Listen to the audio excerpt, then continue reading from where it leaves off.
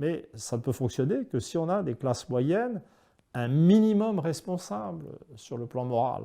Et là, on a des classes moyennes qui s'accommodent de 10% de chômage. Et 10% de chômage, qu'est-ce que ça veut dire? Ça veut dire, ce n'est pas juste des problèmes à un moment donné, parce que là, c'est 10% de chômage structurel.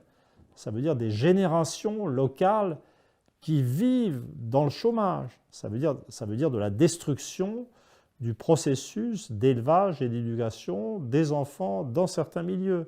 Donc c'est l'amorce d'un processus de désagrégation de la société française et de fragmentation, et on ne mesure pas les effets destructeurs en profondeur, parce que ça ne va pas être le chômage, 10% de chômage, ça ne va pas être un 10% réparti de façon égalitaire sur le territoire national.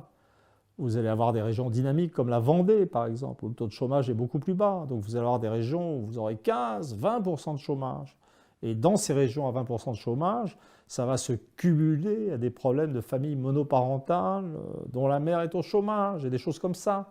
Il faut essayer de voir un peu ce que ça représente, je dirais, charnellement, en fait, un taux de chômage qui persiste indéfiniment à des niveaux qui, localement, ne vont pas être juste de 10%, mais de 15, 20, 25%. Il faudrait faire l'étude détaillée.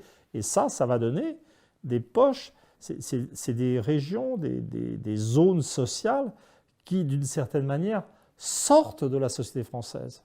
Et elles sont là, c'est sur le territoire, mais c'est comme des grumeaux qui ne sont pas là. Alors ensuite, super surprise de voir des régions qui échappent au contrôle du centre et qui se mettent à voter Front National. Ça me désespère.